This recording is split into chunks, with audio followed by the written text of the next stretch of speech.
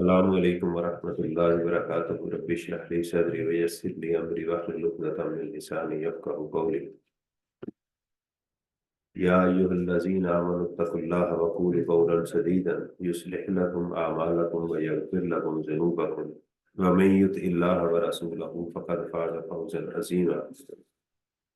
अल्लाह ताला हमारे काम में आसानी पैदा करे, मुझे समझाने और आपको समझने की हिम्मत दे। अल्लाह ताला ने कुरान में फरमाया कि अगर तुम चाहते हो कि आपके काम सीधे हो जाए तो सच बोला करो, सीधी बात किया करो। अल्लाह ताला तुम्हारे गुनाहों को माफ फरमा देंगे और तुम्हारे कामों को सीधा फरमा देंगे। और जिसने अल्लाह और उसके रसूल की इताअत की उसको बुलंद मुकाम अता किया जाएगा। अगर हमारे काम खराब हो रहे हैं और दुनिया में हमें जिल्लत मिल रही है तो इसका मतलब ये है कि इन दो आयात को हम विथ ट्रू स्पिरिट हम इसको फॉलो नहीं कर रहे। एक तो हम झूठ बोलते हैं, सीधी बात नहीं करते और अल्लाह और उसके रसूल की इताअत नहीं करते। नबी अकरम सल्लल्लाहु अलैहि वसल्लम ने फरमाया कि मुसलमान वो है जिसके जुबान और हाथ से दूसरे मुसलमान महफूज हैं। जब हम ये कहते हैं कि गैर मुस्लिम जो हैं वो जन्नत में नहीं जा सकते, तो क्या मैं मुसलमान की डेफिनेशन में पूरा उतरता हूँ? पहला सवाल तो ये है। क्या मेरे हाथ और मेरी जुबान से दूसरे मुसलमान महफूज हैं? क्या मैं गीबत से बचता हूँ? क्या मैं किसी को महफिल में जलील तो नहीं कर रहा? क्या मैं किसी की चीज़ चोरी तो नहीं कर रहा? मैं गलत चीज़ तो नहीं किसी को बेच रहा? गलत सर्विस तो नहीं प्रोवाइड कर रहा? ये चीज़ें हमें सोचने की ज़रूरत है। मेरा हमसाया, मेरा दोस्त, लोग मेरे से महफूज हैं। जिस मोहल्ले में आप रहते हैं उसी पर किसी गैर महरम को, किसी लड़की को ताकते रहते हैं जिससे उसको और उसके वालिदैन को तकलीफ पहुंचती है। क्या आप ऐसे हरकतों में इन्वॉल्व तो नहीं है? तो ये हमें सोचने की जरूरत है। तो अगर है तो फिर जाहिर बात है कि कम से कम उस वक्त हम मुसलमान की डेफिनेशन में फॉल नहीं करते। आज हम न्यूमेरिकल स्टार्ट करने लगे हैं बिजनेस के। उसमें एओपी, उसके मेंबर्स के क्वेश्चन, सोल प्रोप्राइटर के क्वेश्चन। तो उसमें देखेंगे कि सोल प्रोप्राइटर अगर एक इंडिविजुअल कारोबार कर रहा है उसमें क्या आएगा, और अगर एक फर्म कारोबार कर रही है उसमें क्या आएगा, और अगर फर्म है उसके मेंबर्स भी हैं तो वहां पर क्या हो। तो इन चीजों को आज हमने वो जरा देखना। चैप्टर नंबर 16 है जिसको आज हम डिस्कस करने जा रहे हैं। एक देखिएगा चैप्टर क्वेश्चन है जी हमारे पास। स्क्रीन शेयर है, रिकॉर्डिंग भी ऑन है। मार्च 2016 का एक क्वेश्चन है। जरा हम अगर इसको लास्ट से देखें तो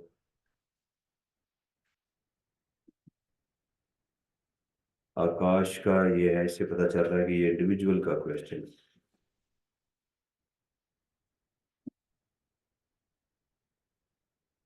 यहाँ पता लग रहा है कि मिस्टर ए का है, इसका मतलब ये इंडिविजुअल का क्वेश्चन है। ठीक।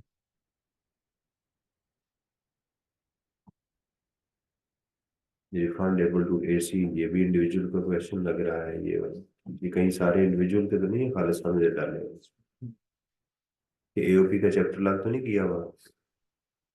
हार्ड में। हाँ जी। 16 पॉइंट।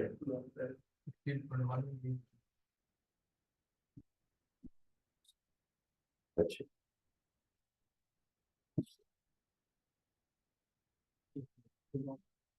हम्म।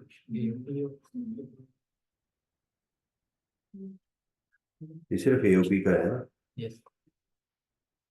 मैंने कहा उसके मेंबर्स की भी टैक्सेशन कोई हो क्वेश्चन दोनों में।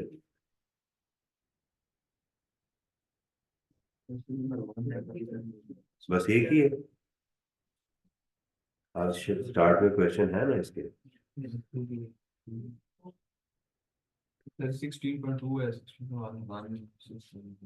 16.1 भी है, 16.2 भी है, सिर्फ और भी होगा ना।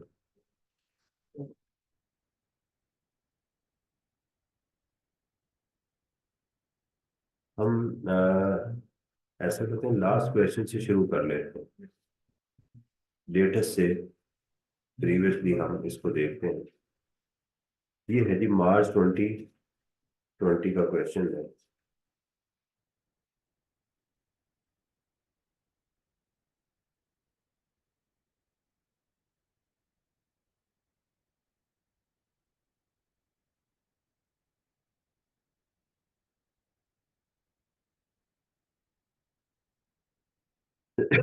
देखिए, क्वेश्चन में सबसे पहले बॉटम पे जाके इसकी रिक्वायरमेंट को देखना होता है। तरीकेकार मैं आपको इसका बता दूं कि इसका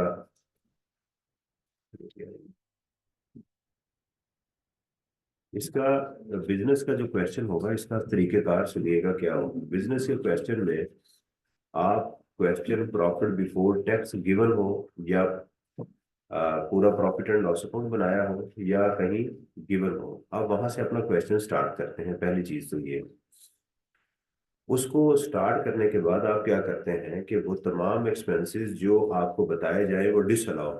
अगर तो ऊपर प्रॉफिट एंड लॉस अकाउंट में नजर आ रहे हो, सीधा ही लिखा हो सैलरी टू पार्टनर, तो आप वो तो डिसअलाउ कर देंगे, बेशक वो नीचे लिखा हो या ना लिखा। लेकिन नीचे डिटेल को पढ़ते हुए आप प्लस माइनस करते जाएंगे। अगर उसके सॉरी, अगर वो ये कहें कि जनाब इस प्रॉफिट के अंदर शेयर्स का बिकना भी पड़ा हुआ है, तो आप निकाल देंगे। वो सही है या गलत है वो बाद में देखेंगे, फिलहाल जितनी अमाउंट है ना वो निकाल दें। वो कहते हैं यहाँ रेंटल इनकम घर की पड़ी हुई है, उसको भी निकाल दें, क्योंकि वो तो इनकम फ्रॉम प्रॉपर्टी है। वो कहता है ज़कात हमने माइनस की है, उसको भी एडजस्ट माइनस कर दें उसमें से, यानी ऐड बैक करें। क्यों भाई, ज़कात तो जाके टोटल इनकम में से माइनस होनी है, बिजनेस में से भी माइनस होनी है। वो कहता है जी डोनेशन उसने पे की है, उस पर तो क्रेडिट मिलना है, वो तो यहाँ उसी, यानी जिन चीजों की यहाँ जगह ही नहीं है ना, उनको फारग करें, उनको निकालें। जब ये छांटी हो जाए उसके बाद देखें कि कौन कौन से एक्सपेंसेस हैं जो इसमें जो है ना वो अलाउ नहीं है, उनको ऐड बैक करें। जो अलाउ हैं उनको माइनस करते जाए। ऊपर बेशक प्रॉफिट हो या लॉस हो, बार बार कह रहा हूँ, ऊपर प्रॉफिट लिखा हो या लॉस, आपने ट्रीटमेंट यही रखना है। एज्यूम करना है ऊपर प्रॉफिट पड़ा, सिर्फ वो नेगेटिव फिगर होगी। लेकिन एक एहतियात करनी है कि आपने डिप्रिसिएशन और अमोर्टाइजेशन को एंड पे नोट कर लेना कि इसको मैंने बाद में माइनस करना है। क्वेश्चन में ब्रॉड फॉरवर्ड लॉसेस हो या ना, आपने उसको एंड पे ही माइनस करना। Is it clear? ये तरीका होगा। जब बिजनेस इनकम तक आ जाए, फिर देखें कि अब इसमें और हेड्स ऑफ इनकम कौन से हैं। सैलरी है, इनकम फ्रॉम प्रॉपर्टी है, फिर उनको ऐड करें तो टोटल इनकम तक आपने पहुंचना है। सही है? कोई भी क्वेश्चन करते हुए बिल्कुल ये नहीं घबराना कि मेरा क्वेश्चन ठीक जा रहा है या गलत जा रहा है। करते जाना उस क्वेश्चन को। Total income, taxable income, tax liability, उन चीजों को आपने करना है, बाद में नोट करना है कि क्या होगा। सही है? चले, ये देखिएगा, ये क्वेश्चन हमारे पास है जी। रिक्वायरमेंट इसकी देखिएगा। Under the provisions of income tax ordinance and rules made thereunder, compute total income, taxable income, net tax, income tax payable or refundable to Akash for tax year 2024। नीचे वो कहता है जी ignore minimum tax under section 113, show all relevant exemption exclusion and disallowances. 18 marks का ये question. ये आप apply ही section, अगर तो उसने कह दिया है अब तो आपने अप्लाई करना नहीं है। ये कहाँ होता है? टैक्स लाइबिलिटी के ऊपर जाके, सेपरेट ब्लॉक से पहले। इसने कहाँ अप्लाई होना होता है? सेपरेट ब्लॉक से जाके पहले, यानी जो आपकी टैक्स लाइबिलिटी आती है ना सेपरेट ब्लॉक में, उसमें लिखते हैं और मिनिमम टैक्स अंडर सेक्शन 113, और टर्नओवर को मल्टीप्लाई करना होता है 1.25% से। जो हायर हो वो आप बाहर ले आते हैं, इनमें से हायर हो ये ले आते। लेकिन उसने कहा जी आप इग्नोर कर दें, तो इग्नोर कर दें। लेकिन अगर उसने ना कहा हो और क्वेश्चन में टर्नओवर शामिल हो और वो 100 मिलियन से ज्यादा भी हो, ये दोनों शर्तें पूरी हो, तो फिर आपको अप्लाई करना। ठीक है? और अगर आप एग्जाम में भूल गए हैं इस चीज को तो कोई क़यामत नहीं आ जाएगी, कोई एग्जामिनर आपके घर नहीं पहुंच जाएगा, कोई आपकी कॉन्फ्रेंस नहीं करवाई जाएगी, परेशान नहीं हो। गलती हो जाती है, बड़े बड़े लोगों से गलती हो जाती है, लेकिन इसकी लोकेशन आप लेकिन इसके लिए क्वेश्चन में टर्नओवर का होना जरूरी है, क्योंकि टर्नओवर होगा तो आप उस पर अप्लाई करेंगे ना। अगर टर्नओवर ही गिवन नहीं है तो फिर ये अप्लाई भी नहीं होगा। अच्छा, दूसरा ये करना होता है कि हमने बॉटम से भी एक लाइन पढ़ लिया करें कि कहीं उसने कोई यहाँ लाइन तो नहीं लिखी हुई, वो कोई इंस्ट्रक्शन दे रहा होता है क्वेश्चन को। तो यहाँ कोई लाइन नहीं है, बल्कि पॉइंट एक नजर आ रहा है, during the year Akash received share from UP. चले जी। नहीं जी, आकाश साहब को देखते हैं कि आकाश साहब क्या करते हैं। कहते जी, for the purpose of this question assume that today is 31st of August 24। क्यों बताया गया ये टैक्स ईयर नहीं है कि आज आप यहाँ हैं। जब तक वो बताएगा नहीं नॉर्मल या स्पेशल टैक्स ईयर, हम उसको खुद से अज्यूम नहीं, ये सिर्फ उसने डेट बताई है कि आज के दिन आप कैलकुलेशंस कर रहे हैं। आकाश कुमार, जाहिर बात है हिंदू है, owns an industrial undertaking under the name and style of Premji and Company, which is engaged in the business of manufacturing fast moving consumer। वो थी रिटेल गुड्स, आपको याद होगा जो हमने बात की थी कमीशन की। Yes sir. ठीक है, ये फास्ट मूविंग कंज्यूमर गुड्स और होती है, ये लाजमी नहीं retail goods fast moving consumer goods हो सकती है। हमें इससे क्या गर्ज है, हमें इस सारी कहानी से क्या समझ आई है कि ये कंपनी नहीं है, ये इसका नाम है, कारोबार का नाम है। यानी ये कंपनी का क्वेश्चन नहीं है, this is just a name of the business. हाँ जी, थैंक यू। पानी जरा पिला दीजिए। Following information from PJ record for the year end, ये देखिएगा 30 जून 2000, ये है टैक्स ईयर को बता रहा है। Loss before tax for the year 87 million. तो अब आप अपना क्वेश्चन जो है वो कैसे स्टार्ट करेंगे, ऐसे स्टार्ट करेंगे। ट्रीटमेंट वही होगा, इन डिविजिबल एक्सपेंडिचर्स को ऐड करेंगे, डिविजिबल को लेस करेंगे। Operating expenses include a penalty of 2 million for late delivery of goods to our customers, no treatment। ठीक है। Commission of 2.5 million which was paid to a distributor Liaquat Bashir on sale of PJ's product of 50 million। इसने commission पे की है। These products are covered under the third schedule of the sales tax। Name of Liaquat Bashir is not appearing in the active taxpayer list under income tax ordinance। क्या करेंगे जी? हाँ, ये जो commission है 2 पॉइंट, क्योंकि उसने बात की है इंक्लूड है, तो इसको क्या करेंगे, इस प्रॉफिट को में ऐड कर देंगे और 0.2% जो है वो माइनस कर देंगे। यही एक ही जगह पर दोनों ट्रीटमेंट हो, ऐड भी कर देंगे और माइनस भी कर देंगे।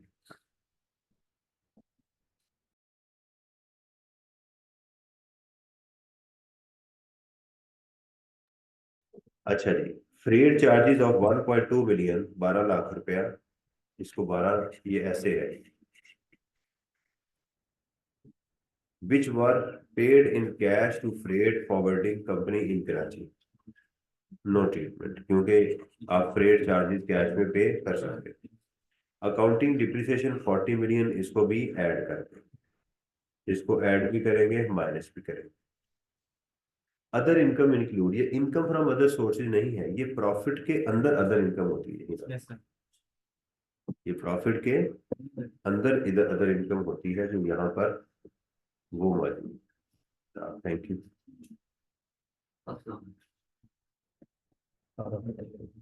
Thank you very much.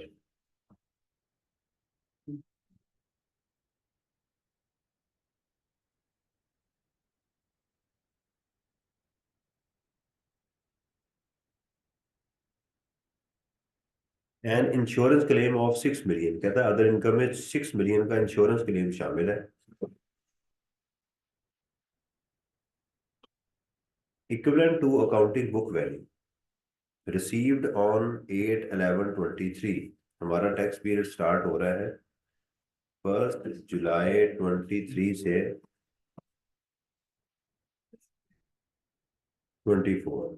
तो ये हमें 11 को मिला है कहीं, यहाँ कहीं जाके। In respect of a vehicle which was completely destroyed by fire. Vehicle है, राइट। अगर तो मेरी अपनी व्हीकल है, पर्सनल है, तो इसका कोई ट्रीटमेंट नहीं होगा, क्योंकि पर्सनल एसेट्स एग्जाम्प्ट होते हैं, मास वाइन, ज्वेलरी, पेंटिंग्स, कल्चर्स। और अगर मेरा स्टॉक होगा तो ये बिजनेस होता है। The cost and fair market value of the vehicle before fire incident was ₹10 million and 8 million। उसकी जो वैल्यू थी, the cost and fair market value, this vehicle was purchased on 1/10/21। उस कहता जी उसने 6 million का उसको क्लेम मिला था, उसने इनकम में ऐड कर दिया। सवाल ये पैदा होता है कि क्या ये 6 million ऐड होना चाहिए था या नहीं होना चाहिए था। पहली बात ये है कि ये एसेट की डिस्पोजल हुई है। एसेट जाया हो जाए, एसेट डिस्पोजल से क्या मुराद है? Sold, exchange, destroyed, theft, fired, gift, ये सारे किस में आते हैं? डिस्पोजल में आते हैं। जब एसेट डिस्पोज ऑफ हो तो टैक्स के अंदर अगर वो बिजनेस में इस्तेमाल हो रहा हो तो उसका फार्मूला होता है इसकी sale price minus tax return down value. अब इस क्वेश्चन में इसकी उसने ना तो सेल प्राइस गिवन दी है, ना ही टैक्स रिटर्न डाउन वैल्यू दी है। कंसिडरेशन भी नहीं बताई, सेल प्राइस नहीं बताई, टैक्स रिटर्न डाउन वैल्यू भी नहीं बताई। टैक्स रिटर्न डाउन वैल्यू का उसने एक कंपोनेंट मुझे बता दिया है, कॉस्ट, राइट। वो कितनी है? 8 million की। अगर मुझे इसकी डिप्रिसिएशन मिल जाए, क्या मिल जाए? इसकी डिप्रिसिएशन मिल जाए तो मेरा ये वाला एलिमेंट आ जाए। अगला एलिमेंट है ये वाला सेल प्राइस, ये मुझे चाहिए, राइट। हाँ जी, कॉस्ट 10 million है, 10 million। और दूसरा मुझे एलिमेंट ये वाला चाहिए, तो ये वाला मेरा गेन जो है ये आ जाएगा। सही हो गया। अब सेल प्राइस हमने पढ़ा था कि अगर एसेट डिस्ट्रॉय हो जाए तो उसका जो इंश्योरेंस क्लेम होता है वही उसकी सेल प्राइस होती है। तो इसका मतलब ये एलिमेंट भी हमारे पास मौजूद है। अब रह क्या गया इसमें से हमारी? हाँ, एक्यूमुलेटेड डिप्रिसिएशन। अब व्हीकल जो होती है उसका था जो उसने परचेज की थी इस डेट पे, और व्हीकल के ऊपर हमें इनिशियल लॉस मिलता है। प्लांट एंड मशीनरी की डेफिनेशन में लेते हैं खालिद साहब, आई कैप ने भी इसको लिया हुआ है। प्लांट एंड मशीनरी की डेफिनेशन में उसने उसको लिया हुआ है। अब देखिएगा 221 से क्या मुराद है? 22, यानी टैक्स ईयर कौन सा होगा? 22 होगा। तो हमारा टैक्स ईयर कौन सा है? 24। तो पहले टैक्स ईयर 22, फिर 23। तो 24 में डिस्पोजल हो गई तो ये नहीं आएगा। तो वैल्यू कितनी थी इसकी? 10 million। तो पहले साल की इस पे इनिशियल लॉस लेंगे, फिर इस पे डिप्रिसिएशन लेंगे, फिर अगले साल की डिप्रिसिएशन लेंगे, तो हमारे पास इसकी रिटर्न डाउन वैल्यू आ जाएगी। तो ये उसने आपसे कैलकुलेशन करवाई है कि खुद कैलकुलेट करो कि इसकी रिटर्न डाउन वैल्यू क्या है। समझ आ रही है? सर जो फर्स्ट लाइन में बता रहा है ये इंश्योरेंस क्लेम वाला हाँ, 6 बिलियन, वो बता रहा है कि इसकी बुक वैल्यू के बराबर होगी।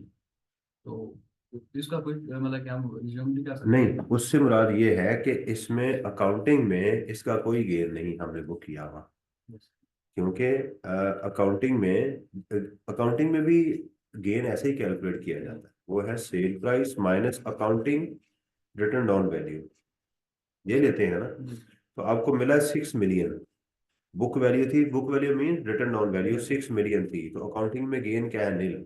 तो ये जो बता रहा है ना इक्वल टू बुक वैल्यू, वो ये बता रहा है कि मैंने अकाउंटिंग में इसका जो है कोई ट्रीटमेंट नील किया हुआ है, लेकिन अदर इनकम में मैंने डाल दिया। समझ आई? यानी अदर इनकम में मैंने 6 million को डाल दिया हुआ है, जो कि मुझे गेन हो गया हुआ है। मैंने ये इसको किया चार्ज, ठीक है। कोई और ट्रीटमेंट मैंने नहीं किया इसका, लेकिन उसे कहा कि अदर इनकम में इंक्लूड है, ठीक है। Yes, sir. 6 मिलियन उसने सारे का सारा डाल दिया, तो हमने उसको देखना है इसके अंदर। क्लियर हो गया ना? Yes. तो इसमें उसने कैलकुलेशन करवाई है। कहता जी amount recover during the year from two debtors Shamim and Fahim, दो उसने बता दिए। ये वही सेम केस है जो आतिफ असलम का था, याद है? तो जिसने आतिफ असलम को कर लिया तो उसका ये गाना भी मुकम्मल हो जाए। तकरीबन वैसी ही इंफॉर्मेशन है, इसको देखिए। आप जरा इसको देखें हैं जरा, क्या आपको रिप्लाई मिलता है, इसका आंसर क्या आता है?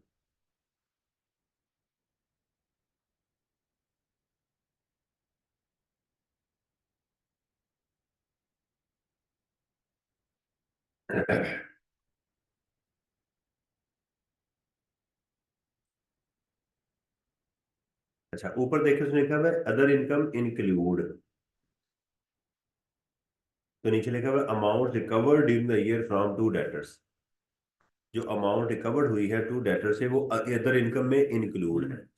तो अमाउंट रिकवर्ड कौन सी हुई है? ये वाली, ये दोनों अमाउंट रिकवर्ड हुई है, तो इसको तो पहले हम ऐड हुई है ना, Yes, yes. इसको तो माइनस कर देना चाहिए। बिल्कुल। ठीक है। Yes, yes. जो अदर इनकम में, ये याद है, बिल्कुल। ये हम ऐड कर देंगे। बाकी यहाँ पर हम देखेंगे कि एक्चुअल कितने bad debts claimed the tax return allowed, हमें ये फिक्र है एक्चुअल, और जो है हमें ये हमारे हुए बैड डेट्स अलाउड, अलाउड ये आ गए। हमें एक्चुअल देखने हैं कि एक्चुअल बैड डेट्स कितने हुए, वो इन दोनों का डिफरेंस आया। Yes. राइट, ज्यादा होंगे तो मजीद एक्सपेंस मिल जाएगा, कम होंगे तो रिवर्सल पड़ जाएगी। Super. अच्छा, rent of 26 million on 1 July Akash least, ये कहता है रेंट इसमें शामिल है। देखना है कि रेंट किस चीज का है, ये देखा जाएगा। Right, Yes. रेंट अगर आपको प्रॉपर्टी का आएगा तो इनकम फ्रॉम प्रॉपर्टी में चला जाएगा। अगर ये with property with plant and machinery आएगा तो इनकम फ्रॉम अदर सोर्सेज में चला जाएगा। यहाँ रेंट सिर्फ कारोबार से आ सकता है, गाड़ियों का लीज से। कहता जी Akash lease one of its factory building along with plant and to Kamran at a monthly rent of this. तो पहली बात यह है कि इसको यहां से माइनस होना चाहिए, क्योंकि ये इसका हिस्सा ही नहीं है। ये बाद में इनकम फ्रॉम अदर सोर्स में जाके देखेंगे कि वहां इसको करना कैसे है। पहले इसको यहां से तो निकालो ना, सही है कि नहीं? क्लियर है? Yes, sir. आप गोश्त पकाने लगे, उसमें पाए पाए भी पड़े हों तो कट्ठे नहीं पकते ना, तो पहले तो आप फौरन उसको निकालोगे ना कि यार इसको बाद में देखते हैं क्या करना है। उसको आप भूनोगे, उसके बाल छाल उतारेंगे, ठीक है, उसको बनाएंगे, फिर ही करेंगे ना उसका। तो फौरन तो आप उसको निकाल लेंगे ना, तो पहले उसको निकाल दें वहां से, क्योंकि इसकी जगह ठीक नहीं है।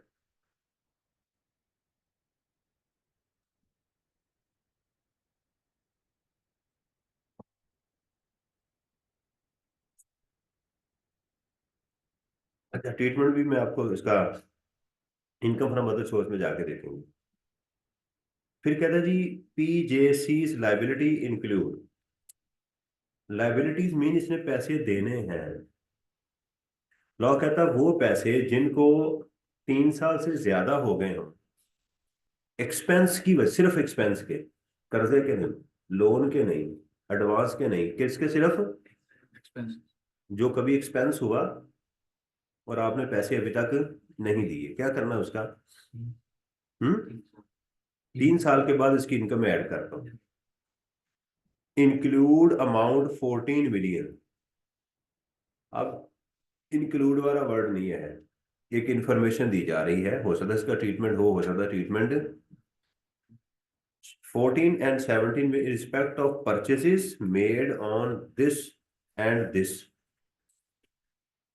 ये परचेज की गई है 18/3/22 को और ये की गई है 1/8/22 को। These purchases were allowed as admissible deduction while computing, ये ठीक है। अच्छा, अब हैं हम हैं 2024 में। ठीक है, ये जो पहली लाइबिलिटी है ये बनती है 20 की, ये बनती है 21 की। 1 8 है ना, यस सर। तो इसका टैक्स ईयर बनता है 2020, इसका टैक्स ईयर बनता है 21। जो 20 की है ये इसके लिए साल थे 21, 22 और 20, वो अभी तक पे ऑफ नहीं हुई। तो ये तो आपकी इनकम में पहला जो 14 मिलियन है ऐड हो जाएगा। जो 21 है इसके पास टाइम था 22, 23 और 24। ठीक है, ये भी क्या होना चाहिए इसमें? नहीं, क्यों नहीं होना चाहिए? 3 साल हो गए, 21 के बाद 3 साल थे।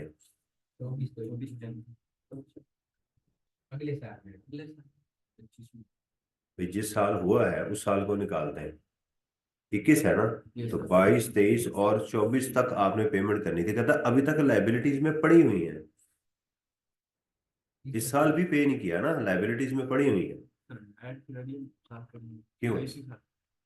हाँ, 3 साल के बाद चौथे साल ऐड होनी चाहिए, सही कह रहे हैं, ये नहीं होगा, इसका ट्रीटमेंट नहीं करेंगे। तो इस अमाउंट को ऐड करें। ठीक है, क्योंकि 3 साल का तो टाइम था, चौथे साल जाके इसको ऐड बैक कर दिया जाएगा 4th ईयर में।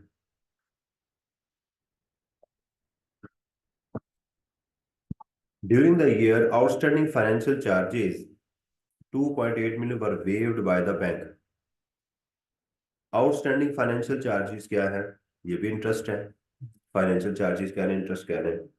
waived by the bank on rescheduling the loan, these charges were claimed as admissible deduction in the tax year 2022।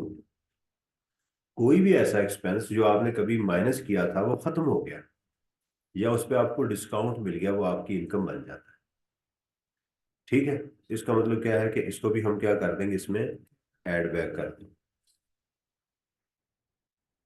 Tax depreciation for the year on all fixed asset other than factory building and plant which were leased out to Kamran amounting to rupees 40। ये है, इसको लेकिन सबसे and पे करें। बिल्कुल। Other information on 15th August 23 हमारा साल है। Akash entered into an derivative contract for the purchase of gold। The contract was to be expired on 15th of November। Akash sold the contract before the settlement date and earned a net gain of 23 million। Speculative income है। तो इसको क्या करेंगे, plus minus करेंगे? क्यों नहीं करेंगे?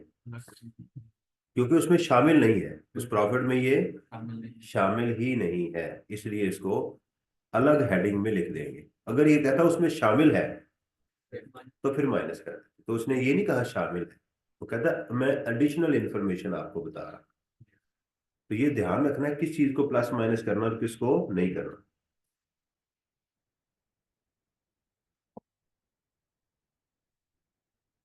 On 30 June Akash earn capital gains of, खुद ही उसने बता दिया, चले उसकी मेहरबानी, हेड ऑफ इनकम बता दिया। Sale of open plot which was purchase on 1 June 21 separate block of income का आ गया। ठीक है, इसके कितने ट्रीटमेंट होंगे? पहले इसको कैपिटल गेन में ऐड करेंगे, फिर अदर टोटल इनकम में से माइनस करेंगे, फिर इसकी टैक्स लायबिलिटी जाके टैक्स लायबिलिटी में ऐड करेंगे। 3.6 million share of private company these were acquired on 1st ये, इसका सिर्फ ऐड होंगे, इसका कोई और ट्रीटमेंट नहीं होगा। प्राइवेट कंपनी के शेयर्स हो गए, ज्वेलरी, पेंटिंग, स्कल्पचर्स, ये सारे, इनका ये सेपरेट ब्लॉक में नहीं है। Akash received his share of profit from AOP 70 million, 70 million का उसने शेयर फ्रॉम एओपी भी उसको मिल गया। ठीक है जी, सोचे क्या हुआ।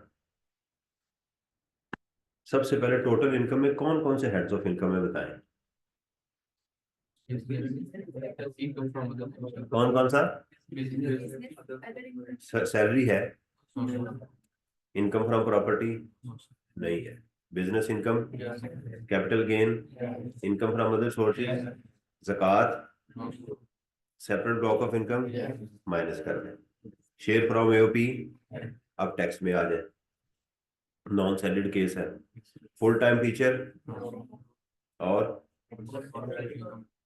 Foreign source income, donation, contribution include pension fund, separate block of income है, एडवांस टैक्स नहीं है। ये है क्वेश्चन, छोटा सा क्वेश्चन अभी इसको करेंगे।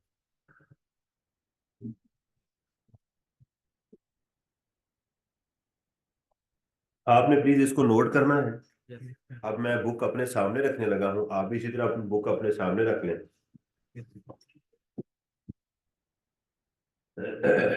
ताकि क्वेश्चन को करने में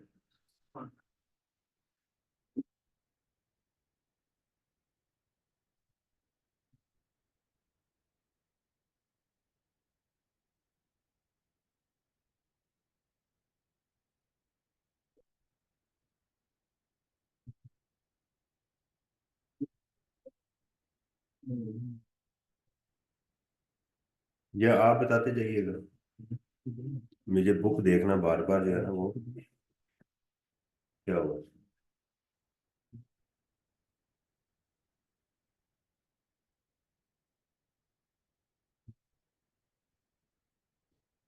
क्या कुछ गुजारा वगैरह करते हैं।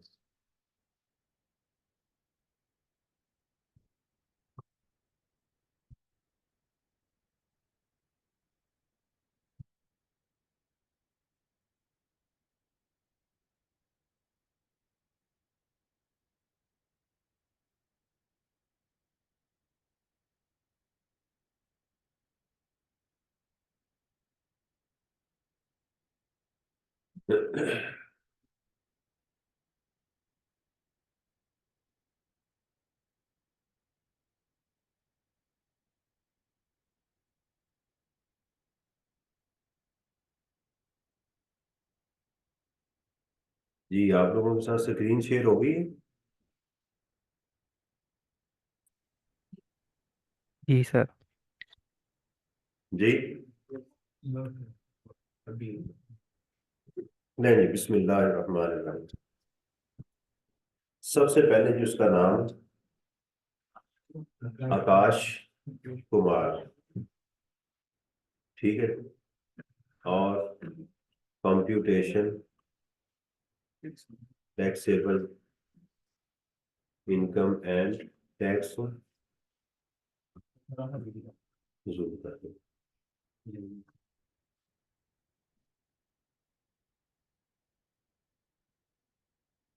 ठीक है,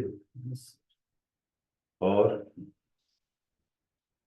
टैक्स ईयर 2024।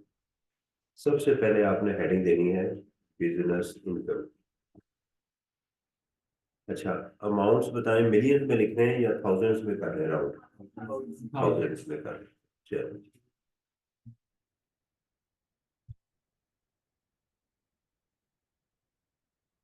रुपीज इन, और फिर आप पैसे लिख देंगे थाउजेंड्स, थोड़ा ध्यान से कैलकुलेशन कीजिएगा। लॉस एज पर अकाउंट्स कितना है जी?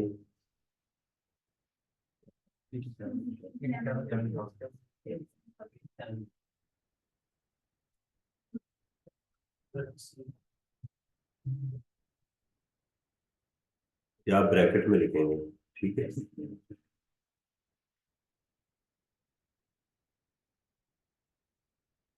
87,000। एक एक करके हम एडजस्टमेंट को देखते हैं।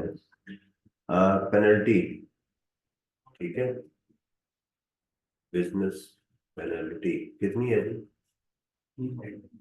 हाँ जी,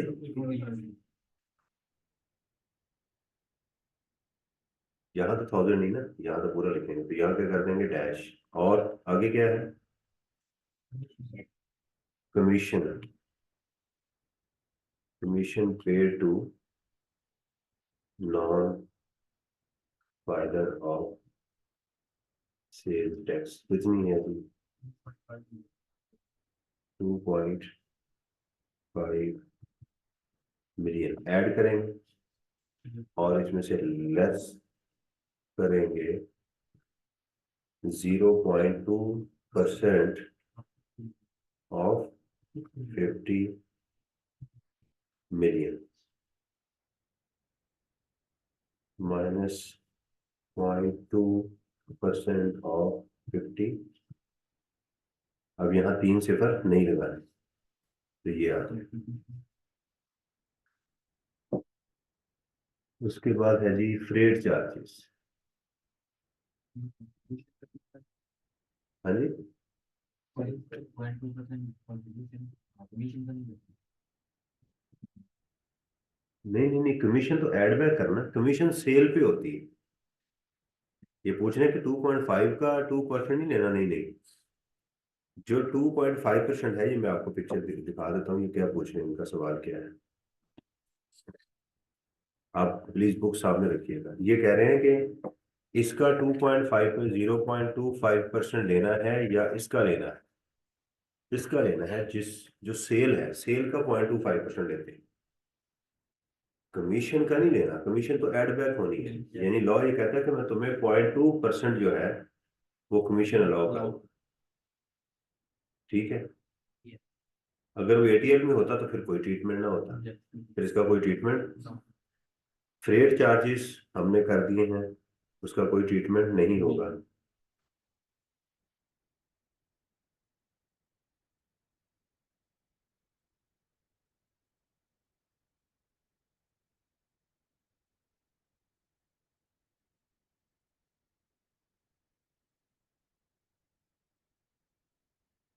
ठीक है जी, और उसमें था एड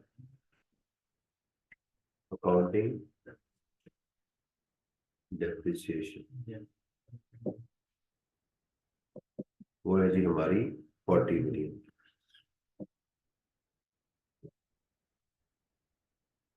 यहाँ ध्यान कीजिएगा, गलती नहीं करनी। Other income include insurance claim. ठीक है, इसकी हम करते हैं, एक वर्किंग बना लेते हैं। अदर इनकम ऐड हुई है ना, less disposal of vehicle 6 million की। आप किसी, यानी समझे कि आप एग्जाम में बैठे हुए हैं, तो किसी एक दूसरे 2 पेज छोड़ के, या समझे वहां वर्किंग बना सकते हैं। तो W1, ठीक है, gain on disposal of vehicle. ठीक है, तो परचेस्ड, यहाँ भी मैं करके दिखा देता हूँ कैसे करना, क्वेश्चन के अंदर कैसे करना। परचेज प्राइस कितनी है, 10 मिलियन की। ठीक है, यहाँ भी एहतियात करनी है, क्योंकि हम राउंडिंग थाउजेंड में कर रहे हैं, तो 10,000 लेना आपने। ठीक है, परचेज कॉस्ट पहले साल, यहाँ टैक्स ईयर हम लिखेंगे, टैक्स ईयर इसमें था ये हमने इसको बाय कब किया था, 22 में, यानी टैक्स ईयर ये है तो 2022 में, 22। तो इसमें आप लेंगे पहले इनिशियल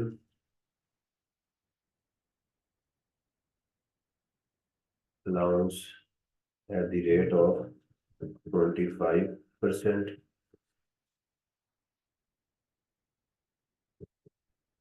माइनस दिस इंटू 0.25। तो बता सकते हैं इसको क्या बोलेंगे, 7.5 को रिटर्न डाउन वैल्यू पहले ही साल की।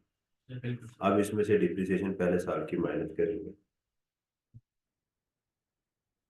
कितने परसेंट है, 15%। अच्छा, ये जो व्हीकल है, मैंने इसको 7.5% क्यों नहीं, 7.5 क्यों नहीं लिया, अज्यूम करते हुए कि ये अप्लाइंग फॉर हायर है, ये अप्लाइंग फॉर आसान कर लिया ना उसने जो नहीं बताया। तो बजाय मैं 7.5 के चक्करों में पड़ता, उसको मल्टीप्लाई करता, तो मैंने फायदा ले लिया। आपने सोचा ही नहीं इसके ऊपर, है ना, तभी सोचा था आपने। वो बताया कि अलाउंस में मिला है, मतलब हाँ जी, तभी इनिशियल अलाउंस में मिला है, मतलब वो भी नहीं मिल रहा। शाबाश, बहुत तेज है। अल्लाह करिए तेरी तरारी एग्जाम में भी चल जाए। दूसरे के लिए बददुआ ना किया करें, अल्लाह करे फेल हो जाए। बड़ी जेलसी होती है अपने दोस्तों के साथ पास हो जाए। समझ आई कुछ? तो मैंने इसको अज्यूम कर लिया, तो आप यहाँ लिख सकते हैं अज्यूम अप्लाइंग फॉर हायर,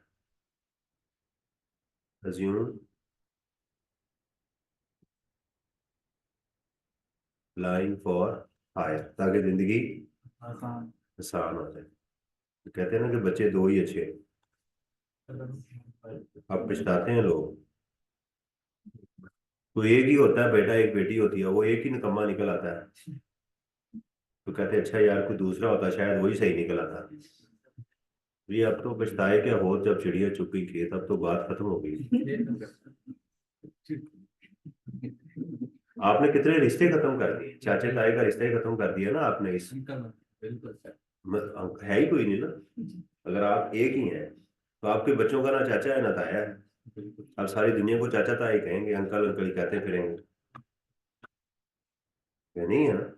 ये प्रॉब्लम है कि हमने बहुत सारी चीजें, अंग्रेजों को तो ये मसला था कि भाई ये इतनी मुसलमान कौम हो जाएगी तो हमने तो इन्हें बच्चे करने ही नहीं है, तो दुनिया में यही फिर रहे होंगे फिर। ऐसे ही होगा ना। तो इसलिए उन्होंने हमारे साथ जो है, लेकिन इससे मुराद ये नहीं कि आपके को 25-30 बच्चे ही होने चाहिए।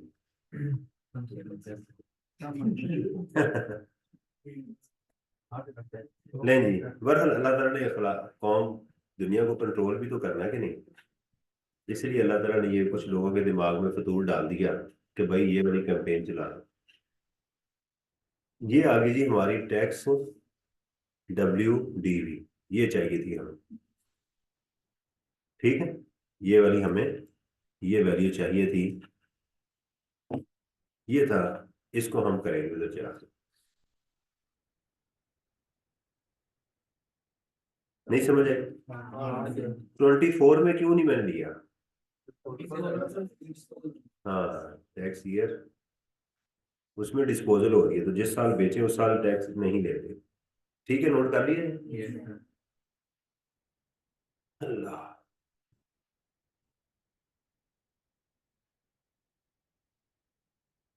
तो देखेंगे एड गेन ऑन। अच्छा, इसका आसान तरीका है कि गेन भी यही क्या वर्किंग बना तो दी है, तो बजाय इसमें करने के तो यहाँ हम गेन भी कैलकुलेट कर लेते हैं। बात खत्म हो। गेन कितना है जी? 6 मिलियन -5419। इधर भी कर सकते हैं उधर भी कर सकते हैं।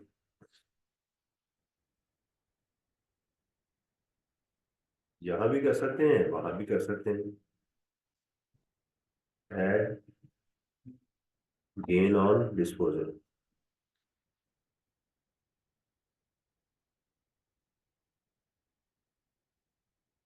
माइनस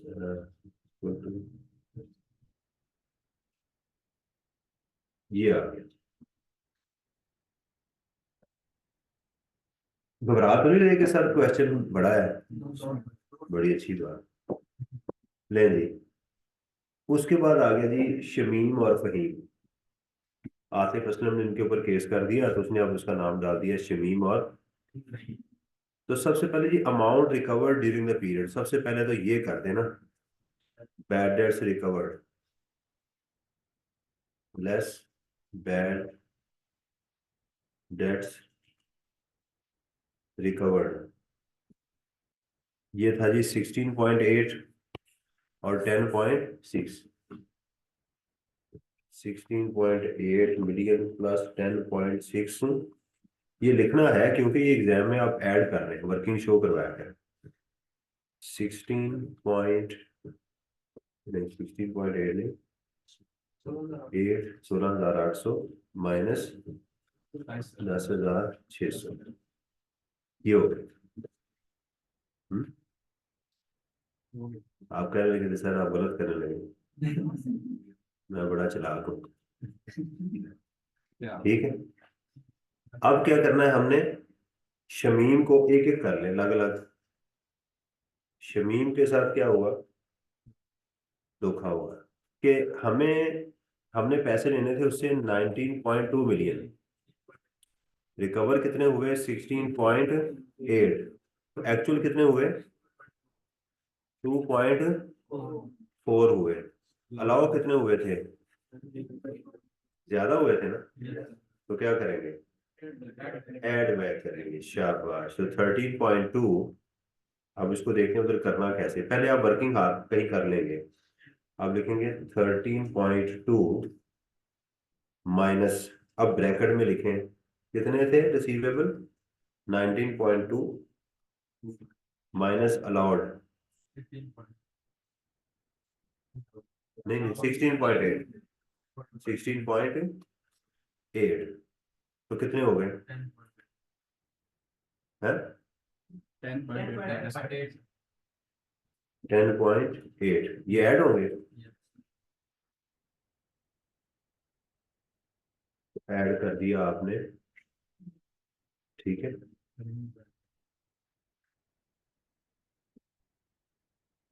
रिकवर्ड फ्रॉम शमील, ठीक है, यस सर। क्लियर हुई बात क्या नहीं, यस नहीं समझ आई, सर। ये पहले नहीं समझ आई। भाई आपने उससे इतने पैसे लेने थे, इतने आपको मिल गए, एक्चुअल बैड डेट्स कितने हुए आपके 2.4, आप ऑलरेडी 13.2 माइनस कर चुके हुए हैं, तो आप इतने ज्यादा कर चुके हुए हैं ना, उसकी रिवर्सल दें, वापस कर दें, जो ज्यादा एक्सपेंस ले चुके हुए हैं उनको क्या कर दें इस साल, वापस कर दें, ये हुआ।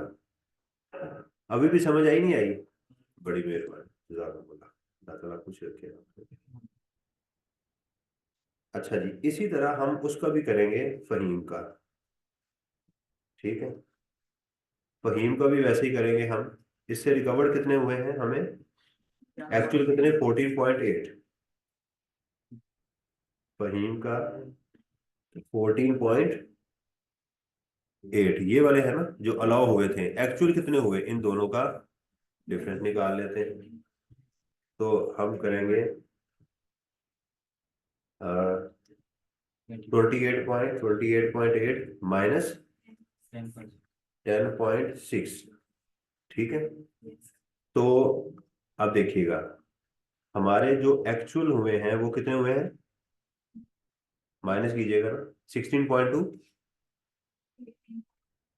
18.2, हम कितने माइनस कर चुके हैं, तो इनका जो डिफरेंस है वो मजीद माइनस कर लेंगे, -3.4, ये दो दफा क्वेश्चन सेम आ चुका हुआ है, इसको लिख देंगे यहाँ पर जाके लेस, क्लियर हुई है बात।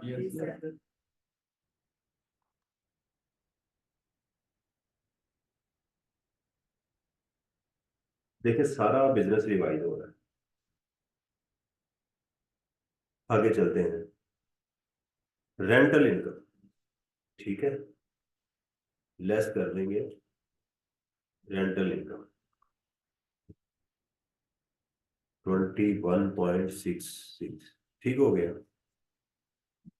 लाइबिलिटीज, ठीक है, unpaid liabilities, unpaid pending liabilities 14 million की, सही है। लेकिन जितने क्वेश्चन करते जाएंगे ना मजीद अगले क्वेश्चन आसान होते जाएंगे,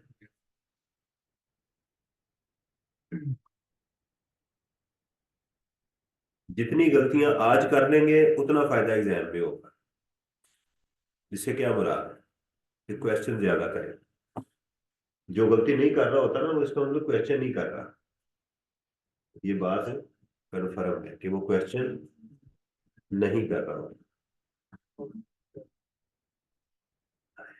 अच्छा जी आगे, फाइनेंशियल चार्जेस, अनपेड फाइनेंशियल, कर देंगे add waiver of financial charges,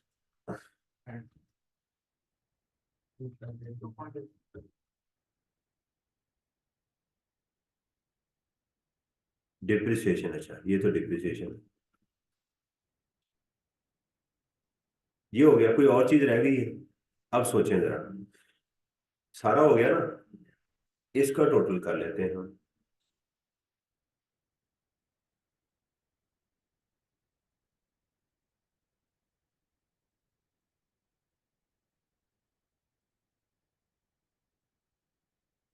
ये देखें, लॉस ही है सोल्यूशन में। अच्छा खासा लॉस आ गया फिर भी। क्वेश्चन लास्ट है ना? हर साल में वो नेचर पे नहीं देना, तो नहीं लिया होगा। वो तो रिपोर्ट करो वो सब, बाकी सारा लॉ है, लॉस ही। आकाश कुमार का।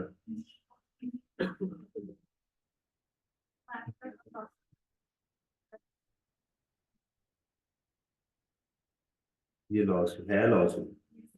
चल ठीक है। हमने अज्यूम किया है उसे फ्लाइंग फॉर हार्ट। उन्होंने इसको क्या किया? Not flying for. कोई मसला नहीं। ब्रॉड फॉरवर्ड लॉसेज हैं? बताएं। ब्रॉड फॉरवर्ड लॉसेज है सवाल में? नहीं। तो वो करने थे। आखिरी क्या बच गई?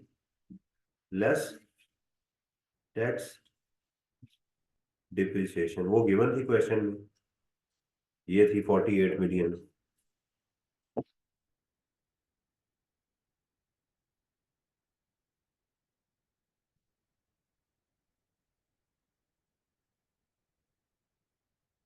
नहीं जी, मजीद लॉस हो गया। Loss for the year. ये लॉस सेट ऑफ हो सकता है। ये इस साल का लॉस है। ब्रॉड फॉरवर्ड, ब्रॉड फॉरवर्ड होता तो उसने बिजनेस के गेन से एडजस्ट होना था। लेकिन ये क्या है? अच्छा, अगर इस क्वेश्चन में ब्रॉड फॉरवर्ड होता तो उसका भी कुछ नहीं होना था, उसने बेचारे ने। यानी वो साहब आए कि जी मुझे मजे मजे से आए, उन्होंने देखा डब्बा ये फिल है, अगले साल जगह ही नहीं है, फिर अगले साल ऐसे ही है ना। तो बहरहाल इसमें ये सेट ऑफ हो सकते हैं, ये बात अब आपने जहन में रखी। और सेट ऑफ होने के पास इसके पास कितने हैं? इसके पास इनकम फ्रॉम अदर सोर्सेज है और capital gain other than other separate block. तो चलते हैं अब कैपिटल गेन के ऊपर। हाँ, स्पेकुलेटिव है ना। कैसा। उस अच्छा, स्पेकुलेटिव इनकम वो कितनी है? वो कहाँ थी? स्पेकुलेटिव इनकम नीचे आ रही है, ये आ रही कितनी? 23 मिलियन, ये वाली स्पेकुलेटिव इनकम आ गई जी, 20 मिलियन। कैपिटल गेन, ये तो बड़े अच्छा क्वेश्चन बनाया एग्जामिनर ने। लगता है क्लाइंट ने पैसे नहीं दिए हो, इतना बेला था। कैपिटल गेन में है डिस्पोजल ऑफ प्लॉट, 20 मिलियन का। Disposal of plot 20 million. इसको नहीं करना एडजस्ट, क्योंकि सेपरेट ब्लॉक की आइटम है ना, इस पर टैक्स देना ही देना। इसके अगेंस्ट लॉस को एडजस्ट नहीं करना। फिर है disposal of share of private company, अगर सिक्योरिटीज होती है उसके अगेंस्ट भी एडजस्ट नहीं होना। वो आ गया जी 3.6।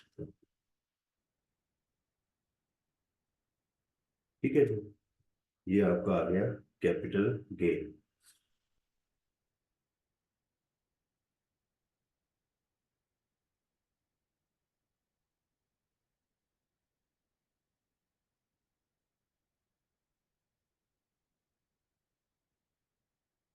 ठीक है जी, इसको भी मैं बी के साथ कर दूं। अब आ गया जी इनकम फ्रॉम अदर सोर्सेस।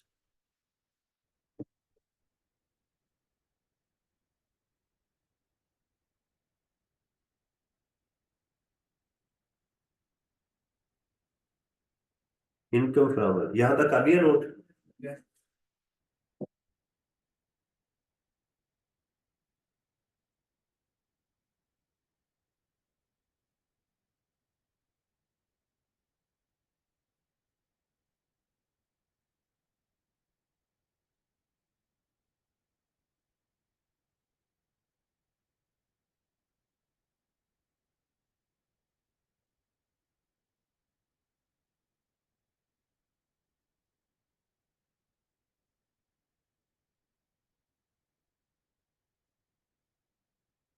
जी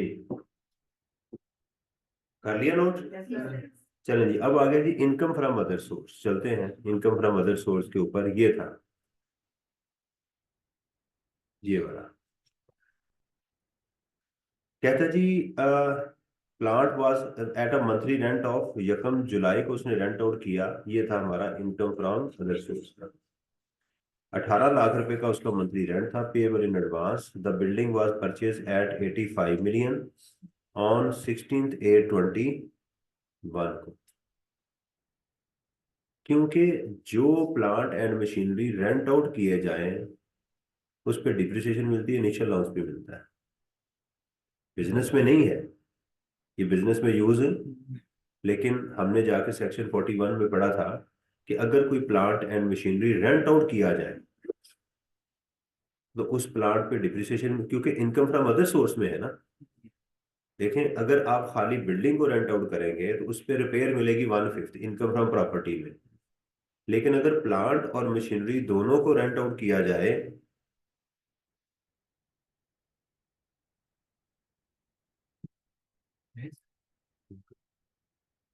तो प्लांट एंड मशीनरी दोनों रेंट आउट किए जाए तो उस प्लांट पे फिर इनकम, क्योंकि इनकम फ्रॉम अदर सोर्स में जा रहा है ना, तो उस पर डिप्रिसिएशन भी मिलती है, इनिशियल लॉन्च भी मिलता है, वही जैसे बिजनेस में कैलकुलेट करते हैं। समझ आ गई? तो उसने ये बिल्डिंग कब बाय की थी? 16/8/2021 को। टैक्स ईयर कौन सा बना? 2022। हमारा कौन सा है? 24। तो हमें आज की डिप्रिसिएशन चाहिए। Whereas a second hand locally purchase plant, इसके ऊपर हमें इनिशियल अलाउंस नहीं मिलेगा। At 34 million on 1 July 2023। तो ये इस साल खरीदा है, बिल्डिंग पहले की है, प्लांट इस साल का है। ठीक है। हमें इस ड्यूरिंग द ईयर आकाश इनकर 3.2 million on repair and maintenance of the factory building, ये भी अलाउ है।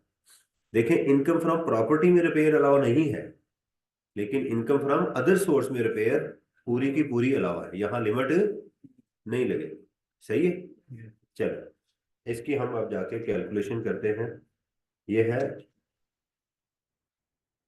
Rent of building with plot, कितना है जी? 1.8 मिलियन इंटू 12, ऐसे ही है ना? तो आ जाएगा जी हमारे पास 1800 इंटू 12। अब इसमें हम लिखेंगे लेस, सबसे पहले रिपेयर कर लेना। 3.2 है, 3.2 ठीक हो गया। अब इसमें करते हैं लेस डिप्रिसिएशन, टैक्स डिप्रिसिएशन। पहले किस पे ले लें? प्लांट पे। पुराना है ना, इसी साल खरीदा है ना। कितने का प्लांट था वो? 34 मिलियन का, 34 मिलियन का, इंटू 15%। 34 मिलियन इंटू 15, तो -34, ये हो गया। अब इसमें करेंगे बिल्डिंग। अच्छा, अब बिल्डिंग का मसला कुछ और है। बिल्डिंग हमने परचेज कब की थी? परचेज कब की थी? टैक्स ईयर 22 में। कितने की?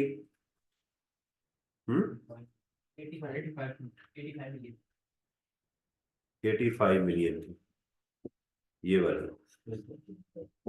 तो 85,000, तो पहले साल की depreciation less depreciation at the rate of 10% minus this into 0.1। तो पहले साल की वैल्यू आ गई। ठीक है, दूसरे साल की लेंगे लेस, ये किस साल की आ गई? 23 की, 20।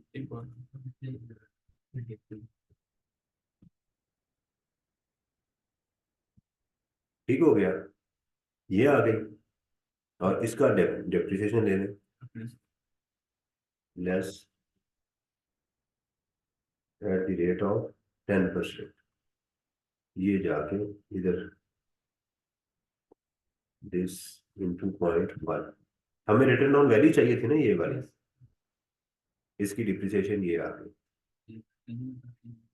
ऐसे कर लें जैसे आप चाहते हैं, मैंने जरा वर्किंग से जान छुड़ाई, अगर आप बनाना चाहते हैं तो कोई मसला नहीं। बार बार उधर ये आ गया, ये इनकम फ्रॉम आप कहेंगे टैक्सेबल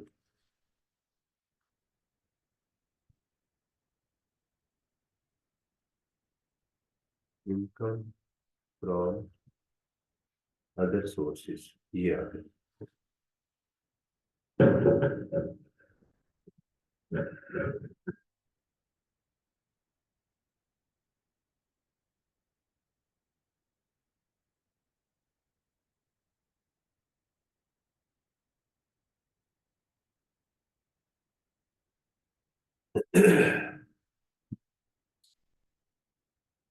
ये 3.2 मिलियन रिपेयर वाला है। हाँ जी, ये हम अकाउंटिंग प्रॉफिट में नहीं अकाउंट पर होगा वो, मतलब उसमें माइनस नहीं होगा वो पहले। उसने लिखा नहीं है, उसने क्या लिखा है, कहते हैं जी उसमें हुआ या नहीं हुआ। उसने, अब देखिएगा इस लाइन को पढ़ते हैं, कहते हैं जी other income include, other income में शामिल है क्या चीज, रेंट ऑफ 21.6 मिलियन। आगे इंफॉर्मेशन चल रही है तो हमने कुछ अज्यूम करेंगे कि बाकी कोई चीज जो है इधर नहीं है, बाकी सिर्फ इंफॉर्मेशन है, उसका ताल्लुक इनकम फ्रॉम अदर सोर्स के साथ। क्यों जी, सही है। चले, अब हमारे पास फिगर्स आ गई, हम जरा इसको देखें। लॉस है हमारे पास 122,819 का, लॉस कितना है, 122,819, 122,819। ये किसके अगेंस्ट एडजस्ट हो सकता है, इसके अगेंस्ट। तो इसमें 3.6 मिलियन ये सेट ऑफ हो गया। स्पेकुलेटिव इनकम ऊपर पड़ी हुई है 23 मिलियन की, ये वाली, ये इसमें से एडजस्ट हो सकता है, ठीक है। और हमारे पास ये इनकम फ्रॉम अदर सोर्स पड़ी हुई है 6,415। तो बाकी क्या बचेगा, ये जो बचेगा ना ये हमारा कैरी फॉरवर्ड हो जाएगा, ये क्या होगा हमारा कैरी फॉरवर्ड हो जाएगा। हाँ जी, 89,804। अगर आपसे पूछा जाए इसकी लाइफ क्या है, नहीं गलत, क्योंकि इसमें 48 मिलियन की टैक्स डिप्रिसिएशन है। तो आप इसमें से फिर लेस करें, अगर इसका ऐसे अभी तो क्वेश्चन में चूंकि उसने पूछा नहीं है ना, तो हम लिखेंगे कैरियर फॉरवर्ड। लेकिन अगर पूछा जाता कि ये कितने सालों के लिए कैरी फॉरवर्ड होगा, तो आप इसमें से जो 48 मिलियन की है ना, इसको माइनस करेंगे, और फिर बैलेंस जो अमाउंट बचेगी क्या बचेगा, हाँ जी 41804। आप कहेंगे इसकी लाइफ 6 ईयर है और इसकी लाइफ अनलिमिटेड, फिर इसकी बाइफर्केशन आप दे देंगे एग्जाम में।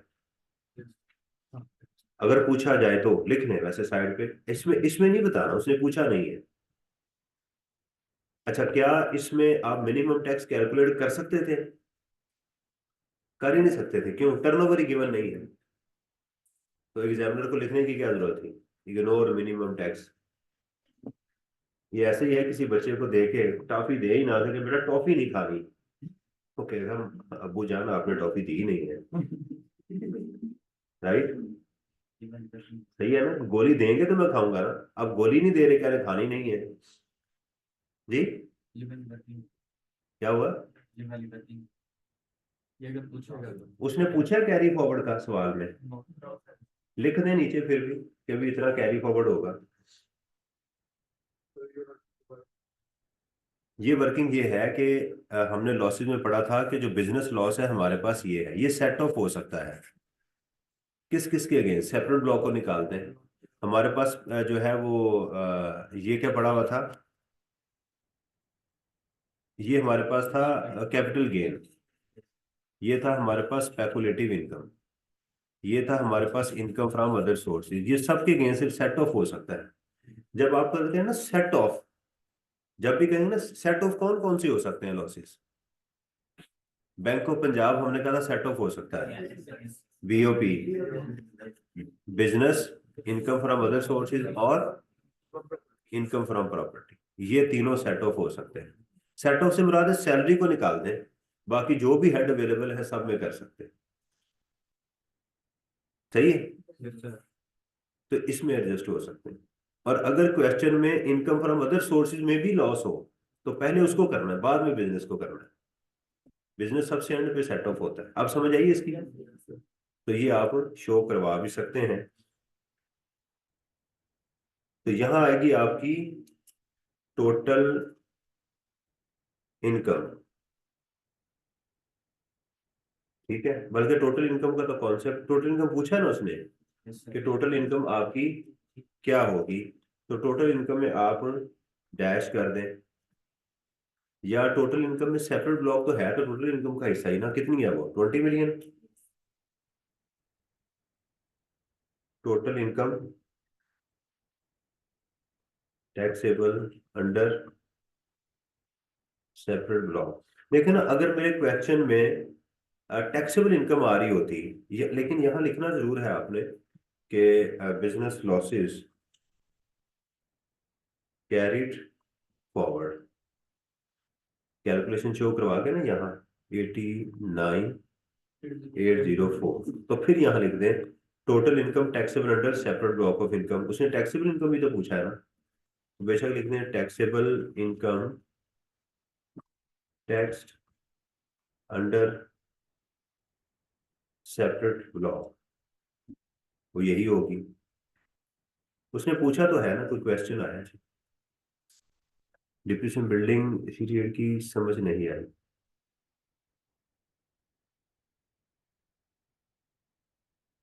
ये डिप्रिसिएशन वो कह रहे हैं कि इसकी समझ नहीं आई कि ये कैसे ली है।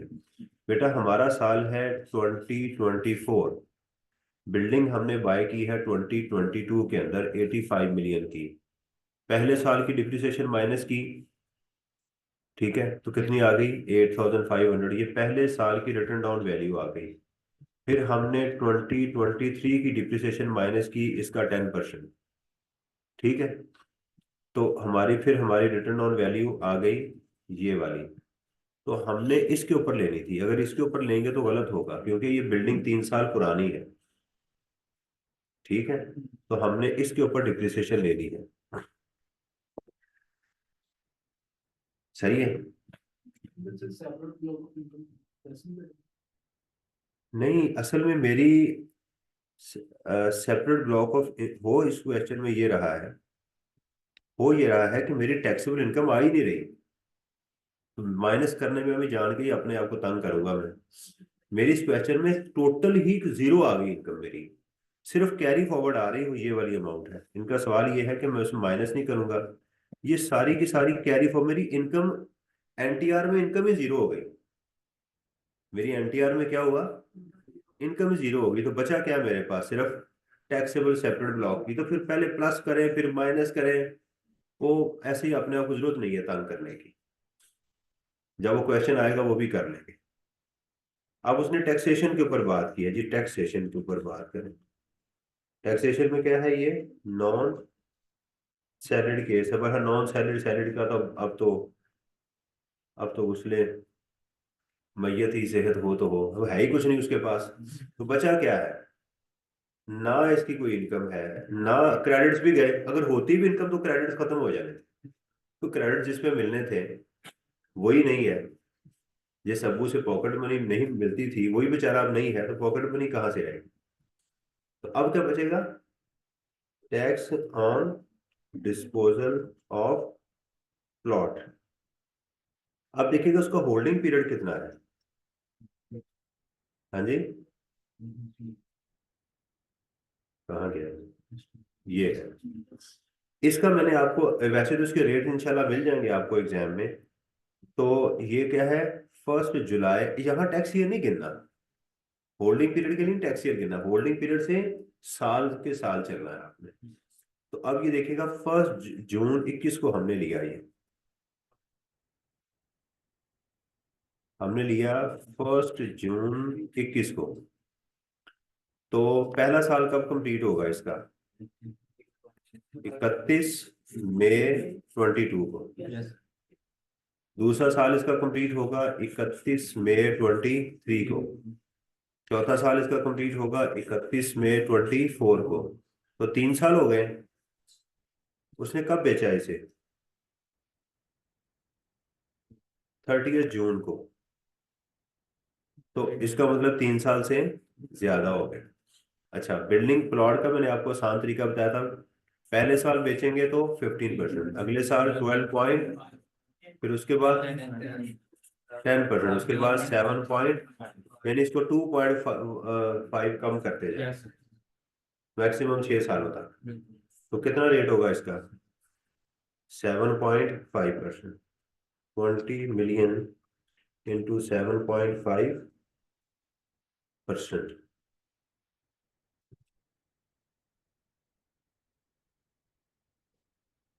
नहीं, खत्म हो गया क्वेश्चन।